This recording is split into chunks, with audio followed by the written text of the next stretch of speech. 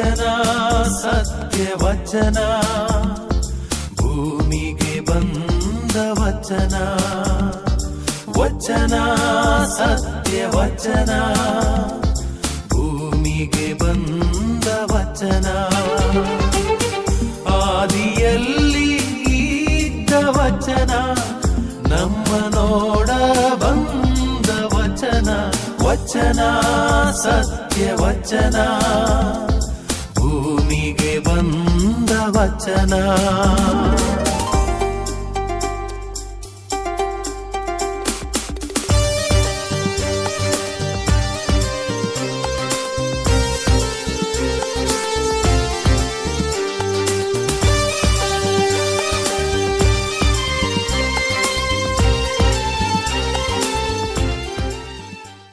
ಪ್ರಿಯರೇ, ವಚನಾಮೃತ ಕಾರ್ಯಕ್ರಮಕ್ಕೆ ನಿಮ್ಮೆಲ್ಲರನ್ನು ಸ್ವಾಗತಿಸುತ್ತೇನೆ. ದೇವರ ವಾಕ್ಯವನ್ನು ಆಲಿಸಿಕೊಂಡು ಈ ಕಾರ್ಯಕ್ರಮವನ್ನು ನಾವೀಗ ಆರಂಭ ಮಾಡೋಣ.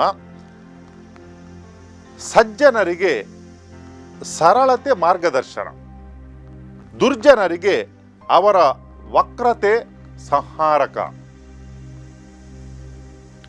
ದೇವರ ವಾಕ್ಯವಿದು ದೇವರಿಗೆ ಕೃತಜ್ಞತೆ ಸಲ್ಲಲಿ. ಜ್ಞಾನೋಕ್ತಿ ಪುಸ್ತಕದಿಂದ ಈ ವಾಚನವನ್ನು ನಾವು ಈಗ ಆಲಿಸಿಕೊಂಡೆವು. ಅಧ್ಯಾಯ 11 ವಾಕ್ಯ 3.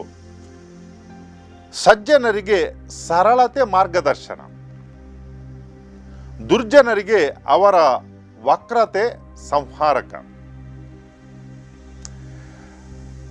ಅನೇಕ ಬಾರಿ ನಾವು ನೋಡಿಕೊಳ್ಳುತ್ತೇವೆ, ಪ್ರತ್ಯೇಕವಾಗಿ ಈ ಪ್ರೌಢತೆಗೆ ಬರದಂಥ ವ್ಯಕ್ತಿಗಳು ಯಾರೆಲ್ಲರೂ ಕೂಡ ತಾರುಣ್ಯದಲ್ಲಿ ಇರ್ತಾರೆ, ಅವರಲ್ಲಿ ಸ್ವಲ್ಪ ಒಂದು ಅವಸರ ಕೂಡ ಜಾಸ್ತಿ ಇರ್ತದೆ. ಯಾಕಂತ ಹೇಳಿದರೆ ಅವರು ಪೂರ್ತಿ ಜೀವನವನ್ನು ನೋಡಲಿಲ್ಲ. ಅದಕ್ಕಾಗಿ ಯಾರು ನಿನ್ನೆ ಇವತ್ತು ಮತ್ತು ನಾಳೆಯನ್ನು ನೋಡಲಿಕ್ಕೆ ಸಾಧ್ಯ ಉಂಟು, ಅವರು ಯಾವಾಗಲೂ ಕೂಡ ಜಾಗೃತಿಯಿಂದ ಇರ್ತಾರೆ. ಅದಕ್ಕಾಗಿ ಹಿರಿಯರು ಇವತ್ತು ಜನರಿಗೆ ತಾನು ಹಿರಿಯನಾಗಿದ್ದೇನೆ ಅಂತ ಕೂಡ ತೋರಿಸಲಿಕ್ಕೆ ಬೇಡ.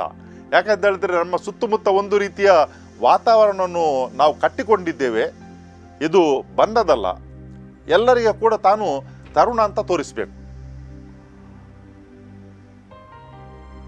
ಹಿಂದಿನ ಕಾಲದಲ್ಲಿ ಈ ಬಿಳಿ ಕೂದಲು ಅಂತ ಹೇಳಿದರೆ ಅದಕ್ಕೆ ಒಂದು ರೀತಿಯ ಗೌರವ, ಘನತೆ ಇತ್ತು. ಯಾಕಂತ ಹೇಳಿದರೆ ಈ ವ್ಯಕ್ತಿ ತನ್ನ ಜೀವನವನ್ನು ಜೀವಿಸಿಕೊಂಡು ಬಂದಿದ್ದಾನೆ. ಬಾಲ್ಯ, ತಾರುಣ್ಯ ಮತ್ತು ಕುಟುಂಬಸ್ಥ ಜವಾಬ್ದಾರಿ ಎಲ್ಲವನ್ನು ಹೊತ್ತುಕೊಂಡು ಬಂದಿದ್ದಾನೆ. ಆತನಿಗೆ ತಿಳಿದುಂಟು ಯಾವುದು ಒಳ್ಳೆಯದು ಕೆಟ್ಟದು ಇರಬಹುದು. ಕೆಲವು ಸಾರಿ ತಾನು ತಪ್ಪು ಮಾಡಿದ್ದಾನೆ, ಆದರೂ ಕೂಡ ಆತನಿಗೆ ಜೀವನದ ಅನುಭವ ಉಂಟು. ಅದಕ್ಕಾಗಿ ಕಿರಿಯರು ಯಾವಾಗಲೂ ಕೂಡ ಹಿರಿಯರಿಗೆ ಗೌರವ ನೀಡುತ್ತಿದ್ದರು. ಇವತ್ತೇನಾಗಿದೆ ಅಂತ ಹೇಳಿದರೆ ಅತಿ ಚಿಕ್ಕವರು ಕೂಡ ಹಿರಿಯನ್ನು ನೋಡುವಾಗ ಅವರು ಗೌರವವನ್ನು ಯಾವ ರೀತಿ ಕೊಡಬೇಕಂತ ಅವರಿಗೆ ತಿಳಿದಿಲ್ಲ. ಎಷ್ಟು ಪ್ರಾಯದವರಾದರೂ ಕೂಡ ಏಕವಚನದಲ್ಲಿ ಆತನನ್ನು ಮಾತನಾಡುತ್ತಾರೆ. ಇದು ಇವತ್ತೊಂದು ಪರಿಸ್ಥಿತಿ. ಅದೇ ಪ್ರಕಾರ ಈ ಕಪ್ಪು ಕೂದಲು ಅಂತ ಹೇಳಿದರೆ ಸೌಂದರ್ಯ ಅಂತ ಅರ್ಥ ಆಗಿದೆ. ಬಿಳಿ ಕೂದಲು ಅಂತ ಹೇಳಿದರೆ ಶಕ್ತಿ ಕಡಿಮೆ ಆಗಿದೆ.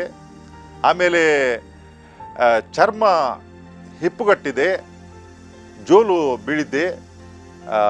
ಅದಕ್ಕಾಗಿ ಈ ಬಿಳಿ ಕೂದಲು ಯಾರಿಗೂ ಕೂಡ ತೋರಿಸಲಿಕ್ಕೆ ಬೇಡ. ಕೆಲವರಿದ್ದಾರೆ, ಜನರ ಬಗ್ಗೆ ಏನು ಅನ್ನಿಸ್ತಾರೆ ಅದರ ಬಗ್ಗೆ ಯೋಚನೆ ಮಾಡಲಿಕ್ಕೆ ನೋಡಲಿಕ್ಕೆ ಹೋಗುವುದಿಲ್ಲ. ಅವರು ಏನಾಗಿದ್ದಾರೋ ಅದನ್ನೇ ಅವರು ಜೀವಿಸ್ತಾರೆ.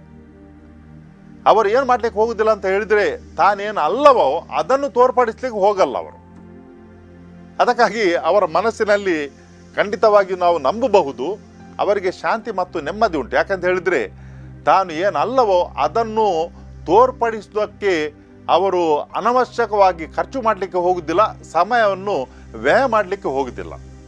ಇದು ಯಾರಿಗೆ ಅಂತ ಹೇಳಿದರೆ ಯಾರಿಗೆ ತನ್ನಲ್ಲಿರುವಂಥ ಕೊರತೆ ಕಂಡು ಬರ್ತದೆ, ಅದಕ್ಕಾಗಿ ಅದನ್ನು ಹೊರಗಡೆ ತೋರಿಸುವಂಥ ವ್ಯಕ್ತಿಗಳು ಮಾತ್ರ ಅದರ ಹಿಂದಕ್ಕೆ ಬೀಳ್ತಾರೆ ವಿನಃ ಯಾರು ತಾನು ಏನಂತ ತಿಳಿದುಕೊಂಡು ಅದನ್ನು ಒಪ್ಪಿಕೊಂಡಿದ್ದಾರೋ ಅವರಿಗೆ ಇತರರು ಏನು ಅನ್ನಿಸ್ತಾರೆ, ಯಾವ ರೀತಿ ಕಾಣ್ತೇನೆಂಬ ಒಂದು ಅವರಿಗೆ ಭಯ ಇಲ್ಲ, ಅಥವಾ ಆ ಒಂದು ಚಿಂತೆ ಕೂಡ ಅವರಿಗೆ ಇರುವುದಿಲ್ಲ. ವೇಷಭೂಷಣಗಳು ಕೂಡ ಹಾಗೇನೆ. ಕೆಲವರು ಏನು ಮಾಡ್ತಾರೆ ಅಂತ ಹೇಳಿದ್ರೆ, ಇತರರ ದೃಷ್ಟಿಯನ್ನು, ಆಕರ್ಷಣೆಯನ್ನು ತನ್ನತ್ತ ಸೆಳೆದುಕೊಳ್ಳಲು ಆ ಒಂದು ರೀತಿಯ ವೇಷಭೂಷಣ, ಆಮೇಲೆ ಪ್ರೆಸೆಂಟೇಷನ್ ಅನ್ನು ಮಾಡ್ತಾರೆ. ಎಲ್ಲರೂ ನನ್ನ ನೋಡಬೇಕು ಅಂತ ಹೇಳಿಕೊಂಡು. ನಿಜವಾಗಿಯೂ ನಮ್ಮಲ್ಲಿ ಇರುವಂಥ ಸೌಂದರ್ಯವನ್ನು ನಾವು ತಿಳಿದುಕೊಂಡರೆ ನಾವು ಅದಕ್ಕೆ ಹೋಗುವಂಥ ಅಗತ್ಯನೇ ಇಲ್ಲ. ಯಾಕೆಂತ ಹೇಳಿದರೆ, ದೇವರೆಲ್ಲರನ್ನು ಕೂಡ ಸುಂದರವಾಗಿ ಸೃಷ್ಟಿ ಮಾಡಿದ್ದಾರೆ. ಎಲ್ಲರೂ ಕೂಡ ಒಂದೇ ಲೆಕ್ಕ ಇಲ್ಲ. ಕೆಲವರಲ್ಲಿ ಬಾಹ್ಯ ಸೌಂದರ್ಯ ಇದ್ದರೆ, ಇನ್ನು ಕೆಲವರಲ್ಲಿ ಆಂತರಿಕ ಸೌಂದರ್ಯತೆ ಇದೆ. ಅದಕ್ಕಾಗಿ ನಾವು ಹೇಗೆ ಜನ ಕಾಣುತ್ತಾರೆ ಎಂಬುದರಲ್ಲಿ ಅಳತೆ ಮಾಡಲಿಕ್ಕೆ ಆಗಲ್ಲ. ನಾವು ಏನು ನೋಡ್ಬೇಕಂತ ಹೇಳಿದ್ರೆ, ಮನುಷ್ಯನ ಗುಣಗಳು ಯಾವ ರೀತಿಯವು, ವಿಚಾರಗಳು ಯಾವ ರೀತಿಯವು, ಅದನ್ನು ನೋಡಿದರೆ ನಮಗೆ ತಿಳಿಯುತ್ತದೆ. ನಾವು ನೋಡ್ತೇವೆ, ಉನ್ನತ ಸ್ಥಾನದಲ್ಲಿದ್ದವರು ಕೆಲವರು, ಎಲ್ಲರಂತ ಹೇಳಲಿಕ್ಕೆ ಬರಲ್ಲ, ಅವರೇನು ಮಾಡ್ತಾರೆ ಅಂತ ಹೇಳಿದ್ರೆ, ಈ ಸಾರ್ವಜನಿಕರ ದೃಷ್ಟಿಯಲ್ಲಿ ನಾನು ಯಾವತ್ತೂ ಕೂಡ, ಯಾವಾಗಲೂ ಕೂಡ ಸೌಂದರ್ಯನಾಗಿ ಇರಬೇಕೆಂಬ ಒಂದು ವಿಚಾರದಲ್ಲಿ ಅವರೇನು ಮಾಡ್ತಾರೆ ಅಂತ ಹೇಳಿದ್ರೆ, ತಮ್ಮ ವೇಷವನ್ನು ಬದಲಾಯಿಸ್ತಾ ಇರ್ತಾರೆ. ಎಲ್ಲಿಯಾದರೂ ಸ್ವಲ್ಪ ಸಮಯ ಸಿಕ್ಕಿದರೆ ಸಾಕು. ಆ ಸಮಯ ಕೆಲವು ಸಾರಿ ಸಿಗ್ತದೆ, ಕೆಲವು ಸಾರಿ ಅದನ್ನು ಮೀಸಲಾಗಿ ಇಡಲಾಗ್ತದೆ. ಏನು ಮಾಡಲಿಕ್ಕೆ ಅಂತ ಹೇಳಿದ್ರೆ, ಒಂದು ಪ್ರದರ್ಶನ ಆದ ಮೇಲೆ ಇನ್ನೊಂದು ಪ್ರದರ್ಶನದ ನಡುವಿನಲ್ಲಿ ಸ್ವಲ್ಪ ಸಮಯ ಅದನ್ನು ಸಾರ್ವಜನರ ದೃಷ್ಟಿಗೆ ತೋರಿಸಲಿಕ್ಕೆ ಬೇಕಾದಂಥ ಒಂದು ರೂಪವನ್ನು ಹಾಕಿಕೊಳ್ಳುವುದಕ್ಕೋಸ್ಕರ ಈ ಸಮಯವನ್ನು ನಡುವಿನಲ್ಲಿ ಇಡಲಾಗ್ತದೆ. ಕೆಲವರಂತೂ ಇರ್ತಾರೆ, ಅವರಿಗೆ ಈ ಬಾಹ್ಯ ದೃಷ್ಟಿ, ಸೌಂದರ್ಯ, ಅದರ ಬಗ್ಗೆ ಹೆಚ್ಚು ತಲೆ ಕೆಡಿಸಲಿಕ್ಕೆ ಅವರು ಹೋಗುವುದಿಲ್ಲ. ಶುಚಿಯಾದ ಬಟ್ಟೆಯನ್ನು ಧರಿಸ್ತಾರೆ, ಆದರೆ ಅವರು ಫ್ಯಾಷನ್ ಸ್ಟೈಲ್ಗೆ ಹೋಗಲ್ಲ. ಯಾಕೆಂತ ಹೇಳಿದರೆ, ಅವರ ಆ ಘನತೆ ಎಲ್ಲಿ ಇರ್ತದಂತ ಹೇಳಿದರೆ, ತನ್ನ ಜಾಣ್ಮೆಯಲ್ಲಿರ್ತದೆ, ತನ್ನ ಸರಳತೆಯಲ್ಲಿರ್ತದೆ. ಯಾರಾದರೂ ವ್ಯಕ್ತಿಯೊಬ್ಬರು ಸರಳ ಜೀವನವನ್ನು ನಡೆಸ್ತಾರಂತ ಹೇಳಿದರೆ ಅವರು ಸಂತುಷ್ಟಿ ಮನುಷ್ಯ ಅಂತ ಅರ್ಥ. ಯಾಕೆಂತ ಹೇಳಿದರೆ, ಅವರಿಗೆ ಕಾಂಪ್ಲಿಕೇಶನ್ ಬೇಡ, ಅವರು ಇದ್ದದರಲ್ಲಿ ತೃಪ್ತಿ ಹೊಂದುತ್ತಾರೆ. ಇದು ಎಲ್ಲ ಸ್ತರಗಳಲ್ಲಿ ಕೂಡ ನಾವು ನೋಡುತ್ತೇವೆ. ಯಾರು ಸೌಂದರ್ಯವಾಗಿ ಕಾಣುತ್ತಾರೋ ಅವರೇನು ತನ್ನ ಮನಸ್ಸಿನಲ್ಲಿ, ಜೀವನದಲ್ಲಿ ಸಂತುಷ್ಟರಾಗಿ ಇದ್ದಾರಂತ ಹೇಳಲಿಕ್ಕೆ ಸಾಧ್ಯವೇ? ಹಾಗಿದ್ದರೆ ಯಾಕಾಗಿ ಅನೇಕ ಮಂದಿ ಈ ಚಿತ್ರರಂಗದಲ್ಲಿ ಇರುವವರು, ಸುಂದರವಾಗಿ ಕಾಣುವವರು ಈ ಆತ್ಮಹತ್ಯೆ ಮಾಡಿಕೊಳ್ತಾರೆ? ಯಾಕಾಗಿ? ಒಂದು ವೇಳೆ ಅವರು ಸುಂದರವಾಗಿ ಇದ್ದು ಮನಸ್ಸಿನಲ್ಲಿ ಕೂಡ ಸಂತೋಷವಾಗಿದ್ದರೆ ಯಾಕಾಗಿ ಅವರು ಈ ಆತ್ಮಹತ್ಯೆಯನ್ನು ಮಾಡಿಕೊಳ್ಬೇಕು? ಯಾಕೆ ಮಾಡಿಕೊಳ್ತಾರೆ ಅಂತ ಹೇಳಿದರೆ, ಒಳಗಡೆ ಆಂತರಿಕವಾಗಿ ಸಮಾಧಾನ ಇಲ್ಲ. ಏನು ಹೊರಗಡೆ ತೋರಿಸ್ತಾರೋ ಆ ರೀತಿಯಾಗಿ ಒಳಗಡೆ ಇಲ್ಲ, ಮನಸ್ಸಿನಲ್ಲಿಲ್ಲ ನೆಮ್ಮದಿ, ಅಂತಃಕರಣದಲ್ಲಿ ಶಾಂತಿ ಇಲ್ಲ. ಅದಕ್ಕಾಗಿ ಅವರು ಈ ಒಂದು ಅನಾಹುತಕ್ಕೆ ಬಲಿಯಾಗುತ್ತಾರೆ. ಎಲ್ಲಿಯಾದರೂ ಏನಾದರೂ ಒಂದು ಶಬ್ದ ಹೇಳಿದರೆ ಸಾಕು, ಅವರಿಗೆ ತಕ್ಷಣಕ್ಕೆ ಅದು ಚುಚ್ಚುತ್ತದೆ. ನನಗೆ ಒಬ್ಬ ವ್ಯಕ್ತಿಯ ಪರಿಚಯ ಉಂಟು. ಇತರರ ಬಗ್ಗೆ ಬೇಕಾದಷ್ಟು ತಮಾಷೆ ಮಾಡ್ತಾರೆ, ಜೋಕ್ ಮಾಡ್ತಾರೆ.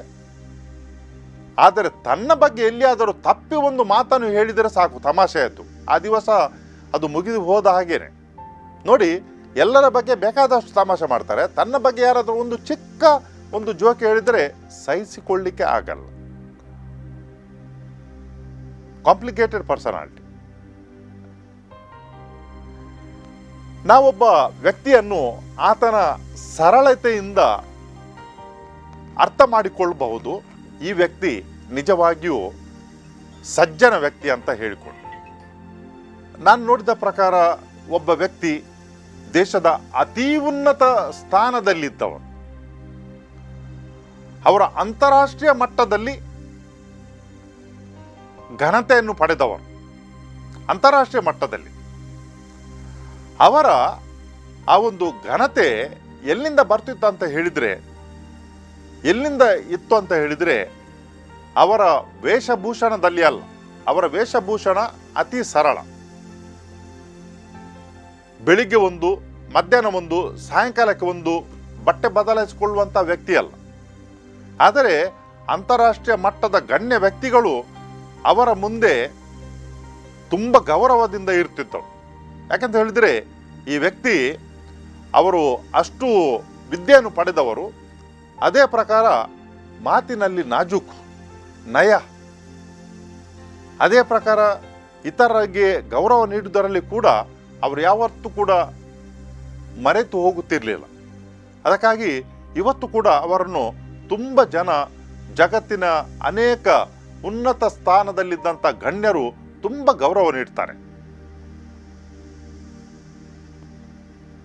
ಈ ಸಜ್ಜನಿಕೆ, ಸರಳತೆ, ಅದು ನಮಗೆ ಮಾರ್ಗದರ್ಶನ ಆಗಬೇಕು. ಏನು ಮಾರ್ಗದರ್ಶನ ಅಲ್ಲ ಅಂತ ಹೇಳಿದರೆ, ಈ ಪರದೆ ಮೇಲೆ ಏನು ಜನ ಕಾಣ್ತಾರೆ, ಅವರು ಪರದೆ ಮೇಲೆ ಮಾತ್ರ ಹಾಗೆ ಇರ್ತಾರೆ ವಿನಃ ನಿಜ ಜೀವನದಲ್ಲಿ ಅಲ್ಲ.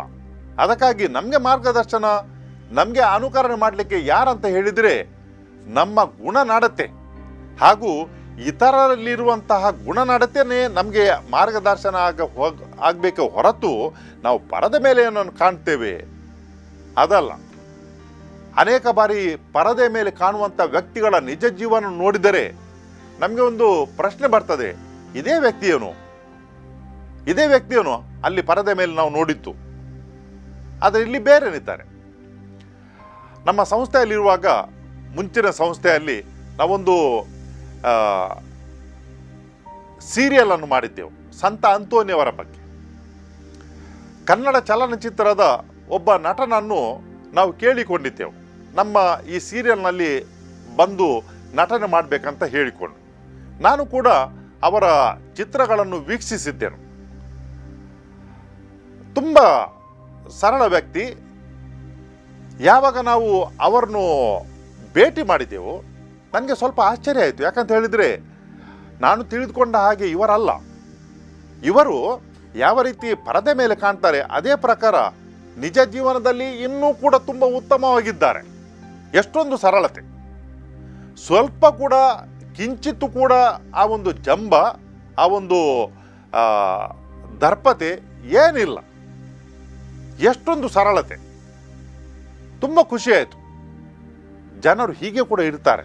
ನಮಗೆ ಖುಷಿ ಆಗೋದು ಯಾವಾಗಂತ ಹೇಳಿದರೆ, ಉನ್ನತ ಮಟ್ಟದಲ್ಲಿದ್ದಂಥ ಜನರು ಯಾವಾಗ ಸರಳತೆಯಲ್ಲಿ ನಡೀತಾರೋ ಆಗ ತುಂಬ ಖುಷಿ ಆಗ್ತದೆ. ಇಷ್ಟು ಉನ್ನತದಲ್ಲಿದ್ದು ಕೂಡ ಇವರು ಇಷ್ಟೊಂದು ಸರಳ ವ್ಯಕ್ತಿಯಾಗಿದ್ದಾರಾ ಅಂತ ನಮಗೆ ಖುಷಿ ಆಗ್ತದೆ. ಕೆಲವು ಬಾರಿ ನಮಗೆ ಅವರನ್ನು ಅನುಕರಣೆ ಮಾಡಲಿಕ್ಕೆ ಕೂಡ ಕಷ್ಟ. ಯಾಕಂತ ಹೇಳಿದರೆ ನಮ್ಮೆಲ್ಲರಲ್ಲಿ ಕೂಡ ಸ್ವಲ್ಪ ಸ್ವಲ್ಪ ಅಹಂ ಇರ್ತದೆ. ಆದರೆ ಯಾರು ಒಂದು ಹಂತಕ್ಕೆ ತಲುಪಿದ್ದಾರೆ ಅವರಿಗೆ ಮತ್ತೆ ಅಹಂ ಅದರ ಅಗತ್ಯನೇ ಬೀಳುವುದಿಲ್ಲ. ಯಾಕಂತ ಹೇಳಿದರೆ ಅವರು ಅಲ್ಲಿಗೆ ಹೋಗಿ ತಲುಪಿದ್ದಾರೆ. ದುರ್ಜನರಿಗೆ ಅವರ ವಕ್ರತೆ ಸಂಹಾರಕ. ದುರ್ಜನರಿಗೆ ಏನಾಗ್ತದೆ, ದುರ್ಜನರಿಗೆ ಅವರು ಏನೋ ಒಂದು ಬಾಯಲ್ಲಿ ಬಂದದನ್ನು ಮಾತಾಡಿ ಬಿಡ್ತಾರೆ. ಅದರ ಪರಿಣಾಮ ಏನಾಗ್ತದೆ ಅಂತ ಅವರಿಗೆ ತಿಳಿಯುವುದಿಲ್ಲ. ಅವರಿಗೆ ಬೇರೆ ವೈರಿಗಳೇ ಬೇಡ. ಯಾರು ಈ ದರ್ಪದಿಂದ ಮಾತನಾಡ್ತಾರೆ ಮತ್ತೆ ವಕ್ರತೆಯಿಂದ ನಡೀತಾರೆ ಅವರಿಗೆ ಬೇರೆ ವ್ಯಕ್ತಿಗಳ ಅಗತ್ಯನೇ ಇಲ್ಲ. ಯಾಕಂತ ಹೇಳಿದರೆ ಅವರ ಆ ದುರ್ನಡತೆನೇ ಅವರಿಗೆ ಒಂದು ನಾಶ ಅಂತ ಹೇಳ್ಬೋದು. ಬೇಕಾದಷ್ಟು ಉದಾಹರಣೆಗಳಿವೆ. ಒಂದು 20 ವರ್ಷಗಳ ಹಿಂದೆ ನಾನೊಂದು ಊರಿನಲ್ಲಿ ಅಲ್ಲಿ ಧರ್ಮಗುರು ಆಗಿದ್ದಾಗ ಅಲ್ಲೇ ಜನರು ಒಂದು ವಿಚಾರವನ್ನು ನನಗೆ ತಿಳಿಸಿದ್ದರು. ಅದೇನಂತ ಹೇಳಿದರೆ, ಆ ಊರಿನಲ್ಲಿದ್ದ ಒಬ್ಬರು ತುಂಬ ಹಣವುಳ್ಳವರು. ಅವರು ಯಾವ ರೀತಿ ಅದನ್ನು ತೋರಿಸಿಕೊಡ್ತಿದ್ದಾರೆ ಅಂತ ಹೇಳಿದರೆ, ನೋಡಿ ನನ್ನ ಹತ್ರ ಎಷ್ಟು ದುಡ್ಡು ಉಂಟಂತ ಹೇಳಿಕೊಂಡು, ಆಮೇಲೆ ಈ ಗರಿ ನೋಟನ್ನು ಹಿಡಿದುಕೊಂಡು ಅದರಲ್ಲಿ ತಂಬಾಕು ಹಾಕಿ ಅವರು ಸಿಗರೆಟ್ ಸೇದುತ್ತಿದ್ದಾರಂತೆ. ಎಷ್ಟೊಂದು ದರ್ಪತೆ ನೋಡಿ.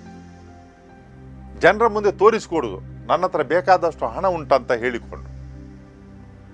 ಅವರ ಕೊನೆ ಹೇಗೆ ಆಯ್ತಂತ ಹೇಳಿದರೆ, ಅವರಿಗೆ ದಿನನಿತ್ಯದ ವಸ್ತುಗಳನ್ನು ಖರೀದಿ ಮಾಡಿ ಒಂದು ಒಳ್ಳೆ ಜೀವನ ಮಾಡಲಿಕ್ಕೆ ಬೇಕಾದಂಥ ಹಣ ಅವರಲ್ಲಿ ಇದ್ದಿಲ್ಲ.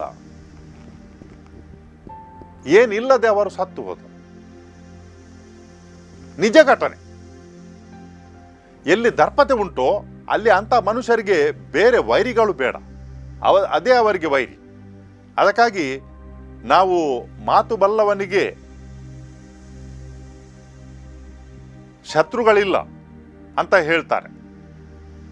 ಏನಾಗ್ತದೆ, ಸ್ವಲ್ಪ ನಾವು ವಿನಯದಿಂದ ಮಾತನಾಡಿದರೆ ಏನಾಗಲ್ಲ. ನಾವು ಏನು ನಷ್ಟಕ್ಕೆ ಒಳಗಾಗುವುದಿಲ್ಲ.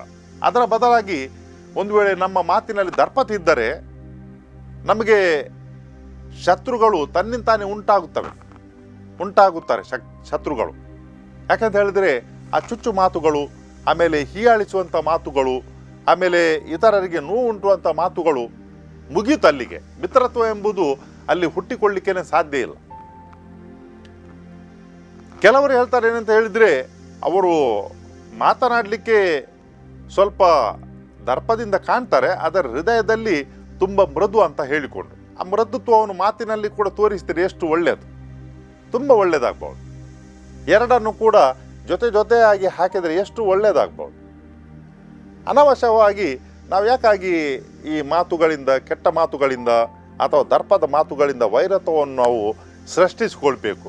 ಅದಕ್ಕಾಗಿ ಈ ದುರ್ಜನರಿಗೆ, ಅವರಿಗೆ ಅವರ ವಕ್ರತೆ ಏನಂತ ಹೇಳಿದರೆ ಈ ಕೆಟ್ಟ ಚಾಳಿ, ಆಮೇಲೆ ದರ್ಪದ ಮಾತುಗಳು, ಆಮೇಲೆ ಇತರರನ್ನು ಹೀಯಾಳಿಸುವಂಥದ್ದು, ಇತರರಿಗೆ ತಮಾಷೆ ಮಾಡುವಂಥದ್ದು, ಇನ್ನು ಬೇಕಾದಷ್ಟು ನಡತೆಗಳು ಇರ್ತವೆ.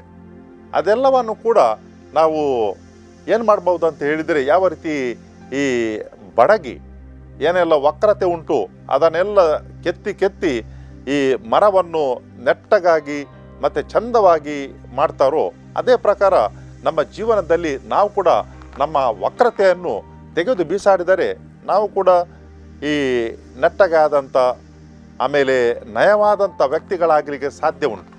ಅದಕ್ಕೆ ಬೇಕಾದಂಥ ವರಗಳನ್ನು ದೇವರು ನಮಗೆ ನೀಡಲಿ ಅಂತ ಈ ಸಮಯದಲ್ಲಿ ನಾವು ಪ್ರಾರ್ಥಿಸುವ. ಕರ್ತನಾದ ದೇವರೇ, ಸರಳತೆ ಸಜ್ಜನರಿಗೆ ಅದು ಮಾರ್ಗದರ್ಶನ ಎಂಬ ಒಂದು ಸಂದೇಶವನ್ನು ನೀವು ನಮಗೆ ನೀಡಿದ್ದೀರಿ. ಅನೇಕ ಬಾರಿ ನಾವು ಮರುಳಾಗ್ತೇವೆ ಇತರರನ್ನು ನೋಡಿಕೊಳ್ಳುವಾಗ.